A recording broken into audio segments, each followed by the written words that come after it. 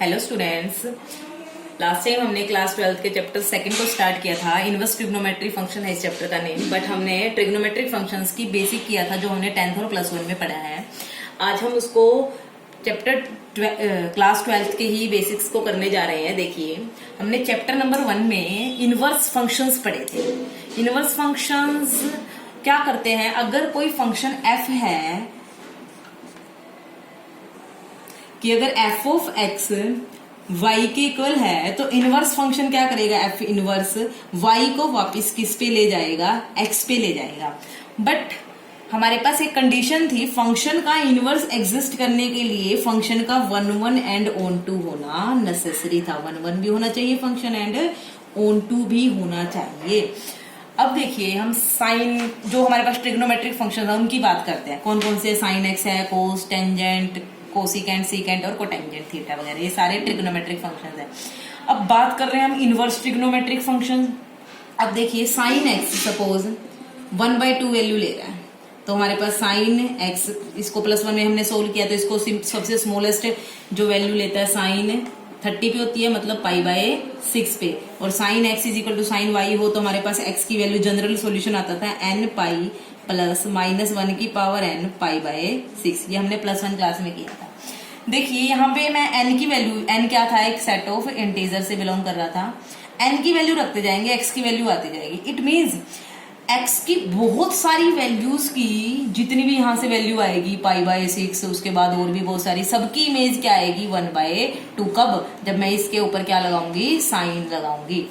तो ये फंक्शन 1 नहीं है। अब 1 नहीं है तो साइन एक्स का इनवर्स कैसे फाइंड आउट कर सकते हैं? और इनवर्स, लेकिन हम बात कर रहे हैं इनवर्स ट्रिग्नोमेट्रिक फंक्शन। सिमिलरली अगर मैं कोस की लूं, टेंजेंट का लूं, कोई भी फंक्शन, कोई भी ट्रिग्नोमेट्रिक फंक्शन 1 नहीं है। और साथ के साथ अगर मैं यहाँ पे पूरा का पूरा रियल लाइन ले लूं सेट, तो हमें पता है साइन एक्स की वैल्यू हमेशा -1 से 1 के क्लोज इंटरवल में बिलोंग करती है। ना तो साइन एक्स -1 से छोटा हो सकता है, ना ही 1 से बड़ा हो सकता है। तो पूरी रियल लाइन पे बिलोंग नहीं करती साइन एक्स की वैल्यू, -1 और 1 के क्लोज इंटरवल में बिलोंग करती है। तो ना ये फंक्शन ऑन टू रहा, क्योंकि अगर रियल लाइन ले लेते हैं, चलो इसको तो कोडोमेन के सेट को तो हम खत्म करके -1 से 1 ले लेते हैं।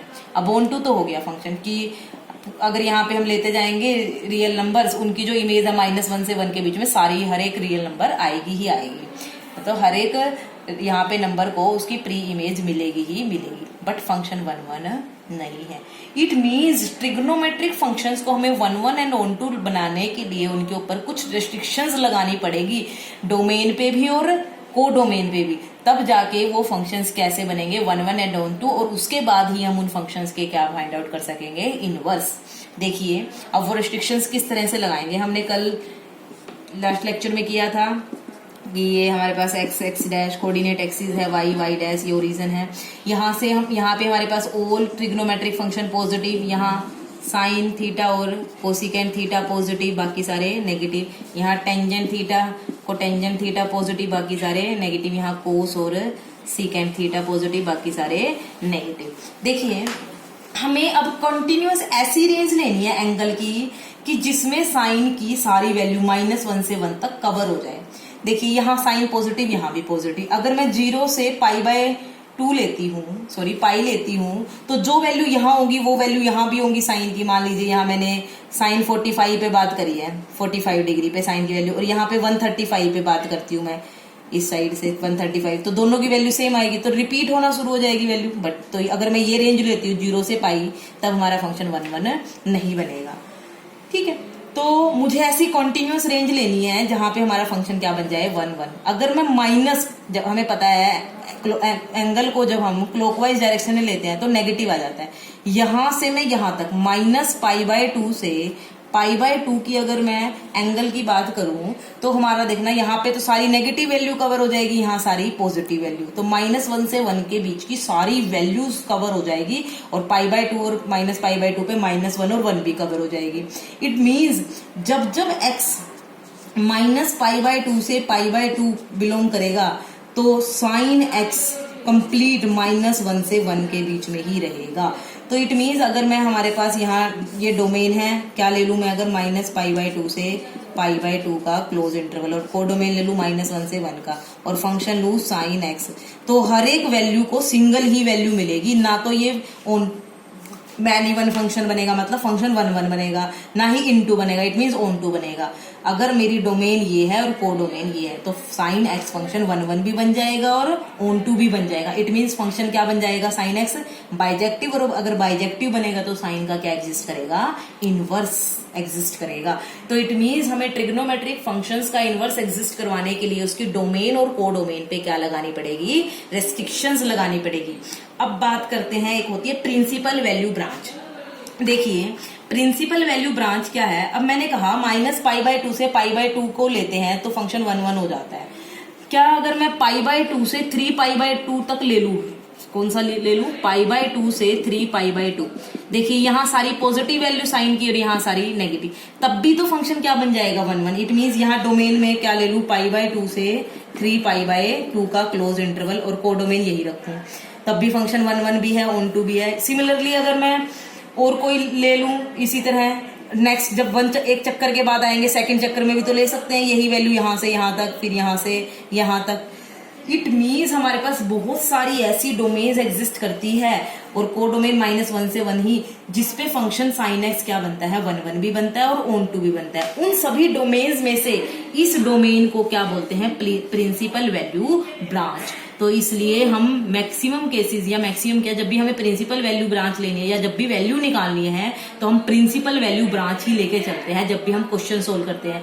बिकॉज अगर कोई सपोज मैंने कहा ये भी हमारी डोमेन ठीक है, ये भी डोमेन ठीक है, ये भी डोमेन ठीक है, बहुत सारी डोमेन्स हो गई, तो कोई स्टूडेंट इसमें से उठा लेगा वैल्यू एक्स की, कोई इसमें से उठा लेगा। इस तरह से अगर हम क्वेश्चन सोल्व करेंगे तो इसके अकॉर्डिंग कोई अलग आंसर आएगा, इसके अकॉर्डिंग कोई अलग आंसर आएगा, आंसर दोनों का ठीक होगा। जब हम कंपेयर करना स्टार्ट करेंगे उन दोनों के क्वेश्चन को, हम कंपेयर करना मुश्किल हो जाएगा। तो दैट्स वाई ये कहा गया कि जो भी कोई एक्स की वैल्यू उठाएगा, जब भी हम इनवर्स फंक्शन लेंगे तो हमेशा प्रिंसिपल वैल्यू ब्रांच से ही उठाएगा।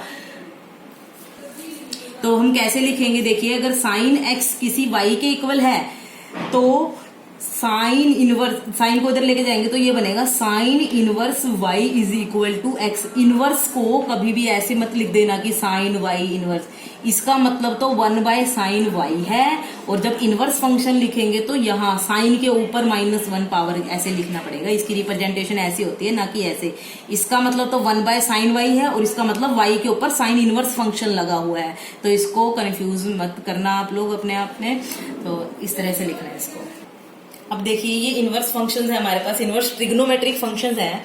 देखिए हमने जब साइन एक्स का कहा था तो साइन एक्स के लिए हमने फंक्शन के लिए डोमेन ली थी -π/2 से π/2 का क्लोज इंटरवल, और रेंज ली थी -1 से 1 का क्लोज इंटरवल। बट जब इनवर्स फंक्शन लगाएंगे तो वो उल्टा हो जाएगा, जो साइन एक्स की डोमेन है वो साइन इनवर्स एक्स के लिए क्या बन जाएगी, रेंज, और जो रेंज है वो इसके लिए क्या बन जाएगी, डोमेन। इसलिए मैंने लिखा है यहाँ पे साइन इनवर्स एक्स की डोमेन क्या है, -1 से 1 का क्लोज इंटरवल, और रेंज क्या हो जाएगी, प्रिंसिपल वैल्यू ब्रांच लेंगे हमेशा रेंज में, -π/2 से π/2 का क्लोज इंटरवल। सिमिलरली जब कोस इनवर्स एक्स लिखोगे तो उसकी जो कोस एक्स की रेंज क्या होती है, -1 से 1 का क्लोज इंटरवल, इनवर्स की क्या हो जाएगी, वो डोमेन हो जाएगी, और रेंज क्या होगी, देखिए कोस जो फंक्शन है यहाँ पॉजिटिव होता है, यहाँ नेगेटिव, नेगेटिव होता है और यहाँ पॉजिटिव होता है। तो जब मैं यहाँ से यहाँ लूंगी, यहाँ सारी पॉजिटिव वैल्यू, यहाँ सारी नेगेटिव, मतलब 0 से पाई के इंटरवल में उसकी सारी वैल्यू कवर हो जाती है, और यही वैल्यू कोस के लिए क्या होती है, प्रिंसिपल वैल्यू ब्रांच। तो इसके लिए ये डोमेन थी कोस के लिए, कोस इनवर्स के लिए ये क्या हो जाएगी, रेंज, और डोमेन आपको पता है -1 से 1 का close interval. Tangent inverse x, tangent x की वैल्यू हमें वैसे पता है पूरी रियल लाइन पे कुछ भी हो सकती है, ऐसा नहीं है कि वो -1 से 1 का क्लोज इंटरवल होगा, पूरी रियल लाइन पे कोई भी वैल्यू ले सकता है टेंजेंट, बट रिपीट होना शुरू हो जाएगी। देखिए यहाँ पॉजिटिव, यहाँ नेगेटिव, यहाँ नेगेटिव, यहाँ पॉजिटिव। मैंने कहा -π/2, यहाँ देखना -π/2 से π/2 का टेंजेंट क्या होता है, यहाँ पॉजिटिव होता है, यहाँ नेगेटिव, यहाँ पॉजिटिव होता है और यहाँ नेगेटिव। तो -π/2 से π/2 के बीच में सारी वैल्यूज टेंजेंट कवर कर लेता है, यहाँ नेगेटिव वैल्यूज, यहाँ पॉजिटिव रियल नंबर्स। बट π/2 पे टेंजेंट डिफाइंड नहीं होता है, क्योंकि टेंजेंट एक्स क्या होता है, sine x by cos x, और कोस π/2 क्या होता है, 0 something by 0 is not defined. इसलिए मैंने यहाँ पे ओपन इंटरवल लिया है -π/2 से π/2 का। टेंजेंट के लिए ये डोमेन थी, अब इस टेंजेंट इनवर्स के लिए क्या बन जाएगी, रेंज। अब बात करते हैं cosecant inverse x. Cosecant inverse x हमें पता है वैल्यू कहां से कहां तक लेता है पूरी रियल लाइन में, -1 से 1 का ओपन इंटरवल छोड़ के बाकी सारी real number cosecant inverse value लेता है। अब हमें पता है कोसिकेंट 0 जो होता है दैट इज नॉट डिफाइंड, तो उसकी जो डोमेन है उसमें कोसिकेंट की डोमेन में 0 एग्जिस्ट नहीं करेगा, तो इनवर्स की रेंज में 0 एग्जिस्ट नहीं करेगा। तो -π/2 से कोसिकेंट देखना, यहाँ पॉजिटिव होता है, यहाँ नेगेटिव, तो कहां से कहां तक -π/2 से π/2 तक सारी वैल्यूज कवर कर लेगा, बट 0 पे कोसिकेंट डिफाइन ही नहीं होता, इसलिए हमने 0 को निकाल दिया। अब बात करते हैं सीकेंट की। सीकेंट भी रियल लाइन में से -1 से 1 का ओपन इंटरवल माइनस कर दो। इट मीन्स कि -1 से 1 के बीच की कोई भी वैल्यू सीकेंट नहीं लेगा, इससे -1 से या -1 से छोटी लेगा, 1 या 1 से बड़ी वैल्यू लेगा। तो सीकेंट के लिए रेंज होती है, सीकेंट इनवर्स के लिए क्या हो गई, डोमेन हो गई। और सीकेंट के लिए जो डोमेन है वो 0 से π, बट π/2 पे सीकेंट डिफाइंड ही नहीं होता है, इसलिए हमने यहाँ पे सीकेंट इनवर्स की रेंज में से π/2 को हटा दिया। बिकॉज सीकेंट क्या होता है 1/cos और cos π/2 is 0, something by 0 is not defined. अब बात आती है कोट इनवर्स। जैसे टेंजेंट एक्स पूरी रियल लाइन वैल्यू ले सकता है, ऐसे ही कोट एक्स भी पूरी रियल वैल्यूज ले सकता है। जो रेंज होती है कोट फंक्शन की वो पूरी रियल लाइन होती है।